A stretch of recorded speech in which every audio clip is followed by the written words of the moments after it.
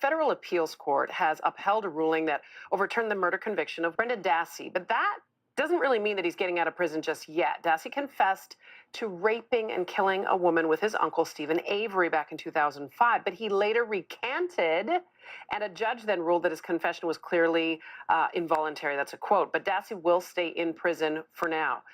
Wisconsin prosecutors have 3 months to decide if they want to appeal to the Supreme Court or retry the case. Let's discuss it all with defense attorney Sara Azari, looking fabulous on this Friday.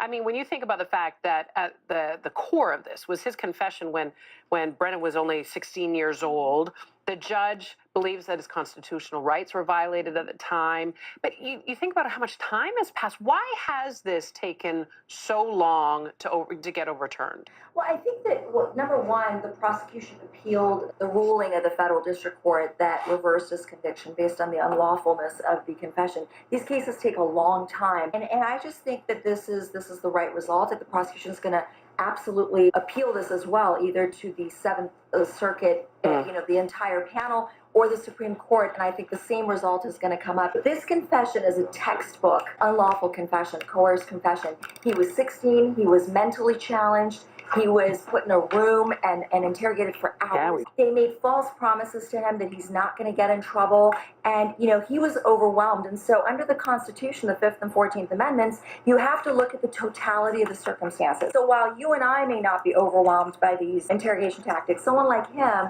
is absolutely overwhelmed. So I mentioned in the intro to you that there's a chance that he's not getting out of jail tomorrow. So help us understand how that works. Explain to the viewers what the process is then. Right.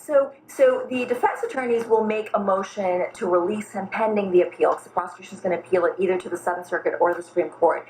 And the argument they're going to make now is that, look, now you have two decisions that are consistent, both saying that this confession was unlawful. Now it's a stronger case for him to be released. The prosecution, of course, is going to say this was a very dangerous crime, that until the final appeal is decided on, he should remain in custody. So in terms of Stephen Avery, any effect on his case? Because I know he's sitting in a Wisconsin jail, prison. He's serving, I think, life sentence there. I think it will impact his case as well, because in Brendan Dassey's case, it was the piece of evidence that got him convicted. In Avery's case, even though there's independent evidence of his, circumstantial evidence of his involvement in the crime, this confession was still at the crux of his case. So it's definitely going to weaken the state's case in Avery's appeal as well. So many people have been following this case. I really appreciate you giving us some context to it. Nice to see you, Sara. Thank you.